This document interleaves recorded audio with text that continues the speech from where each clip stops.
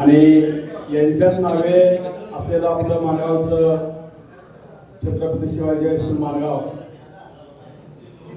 या शाळेतल्या 2004-5च्या विद्यार्थ्यांचा आज आपण या ठिकाणी स्नेह मेळावा आयोजित केला आहे। या निमित्त व्यासपीठावरती माझे शिक्षक आणि सहकारी मित्र, तर या स्नेह मेळावा मी असं म्हणेन की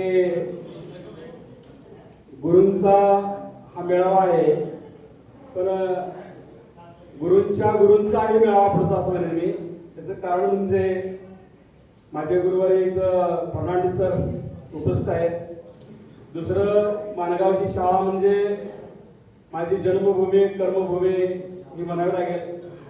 त्याचं कारण असं, तुम्हाला काही विद्यार्थ्यांना माहीत नसेल की 5वी ते 10वी हा मी त्या शिवाजी हायस्कूलचा विद्यार्थी 82 पासून ते 88 पर्यंत होतो। 88 आम्ही 10वी झालो। परत मगाशी हरे सरांनी सांगितल्या पद्धतीनं 99 जेव्हा आपली नोकरीला सुरुवात झाली तेव्हा 2000 ला माझी तोडयावर मध्ये मानगावला झाली। 2000 पासून ते 2007 पर्यंत मी मानगावला होते आणि त्या कालखंडामध्ये तुम्हाला शिकवत असताना अतिशय चांगल्या रोमांचक अशा आठवणी आहेत।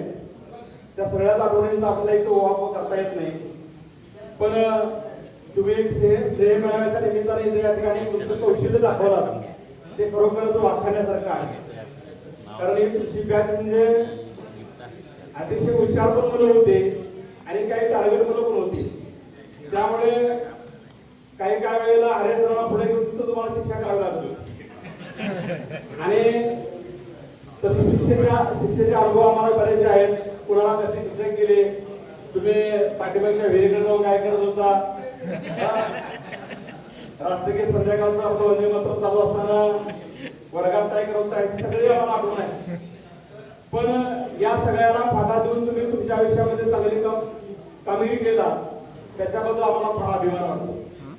आणि म्हणून मगाशी तुम्ही आमच्यावर फरक टाकला प्रवेश करत असताना, त्यापेक्षा सुद्धा 2004-5 लावलेल्या झाडांची तुम्ही भेटलेली आमची फुलं हे सगळ्यात महत्त्वाचं आणि ही तुमच्या आजूबाजूची कायम बरोबर आहे। कारण आम्ही शिक्षक असल्यामुळे तुम्हाला माहिती आहे की बऱ्याच वेळेला गेट टुगेदर असं होतंय। काही फेसबुकवरती इंस्टाग्रामवर तुम्ही बघितलं असाल, काही या गेट टुगेदरला गालबोटी लागलेलं आहे। तेव्हा तसं लागणार नाही, कारण मला 4-5 दिवसापूर्वी तेव्हा एकनाथचा फोन आला, तेव्हा म्हटलं त्यांना असं गेट टुगेदर आहे यायला पाहिजे।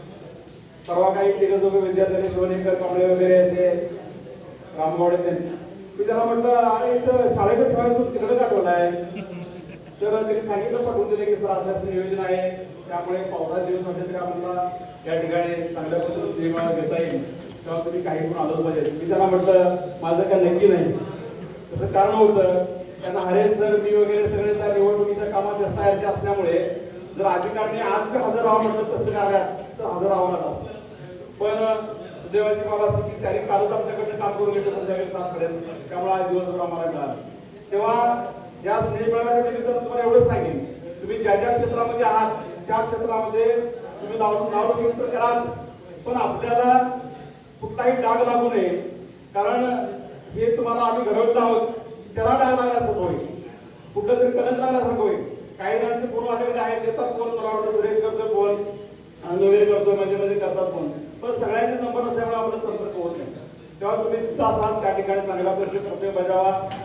ही शाळा आपली आता बदललेली आहे, पूर्वी मातीला माखलेली होते, चिखलात आपण मातीत वगैरे खेळत होतो, बरंच वाळगड होतो, पण नवीन इमारत झालेली आहे। पण तुमच्यासारखे विद्यार्थी हुशारीनंही आणि वर्तणुकीने आता पाहायला मिळत नाही। आम्ही जेव्हा बदलून गेलेलो शिक्षकाच्या ठिकाणी चर्चा करत असताना तुमच्याकडे विद्यार्थी कसे आहेत वगैरे आपण चर्चा करतो, पण अतिशय टार्गेट विद्यार्थी, मग एका विद्यार्थ्यांनी म्हटलं की मुलं हुशार होती मुली कमी होत्या, आता थोडंसं बदलल्या, मुली बरेचसे हुशार आहेत शाळेतून, मुलं जर असे मागे राहिले। याचा परिणाम म्हणजे आपलं मोबाईलचं फॅड वगैरे असेल, मुलं लाडकी असल्यामुळे बाबाला आईला घाबरवून मला मोबाईल देतो जेवतो, मोबाईल देतो अभ्यास करतो असं करून घेतात आणि त्याचे परिणाम आपल्याला तुम्हाला आज भोगावे लागत आहे। तेव्हा यापासून थोडंसं आपण लांब ठेवायचं, चांगल्या बाबी आहेत पण त्या काही मुलं घेत नाहीत, तेव्हा या बाबीपासून तुमच्या मुलाला लांब ठेवा, तुम्ही चांगल्या पद्धतीचे नागरिक करा। आणि मगाशी आणि कुमार सरांनी सांगितल्या पद्धतीनं गुरुकृष्ण साहेबांनी सांगितल्याबद्दल आई वडिलांची सेवा ही सगळ्यात महत्वाची सेवा आहे, ती सेवा ठेवा आणि आपुलकीचं नातं हे असंच ठेवा. असो आपल्या शाळेसमोरची लाल माती पण टिकवी आपली गुरुस्थांची अखंडाती. धन्यवाद. विनंती करतो की त्यांनी आपले 2 शब्द करावे. श्री चंद्रकांत मानगाव या शाळेतील सन 2004-5 हा स्नेह मेळावा अतिशय सुंदर वातावरणामध्ये निसर्गाच्या सानिध्यामध्ये हा संपन्न होतोय. खरोखरच मला गुरु शिष्य परंपरेची आठवण झाली. कारण गुरुच्या घरी शिष्य यायचा, त्यामुळे त्याला संस्काराची शिदोरी मिळायची.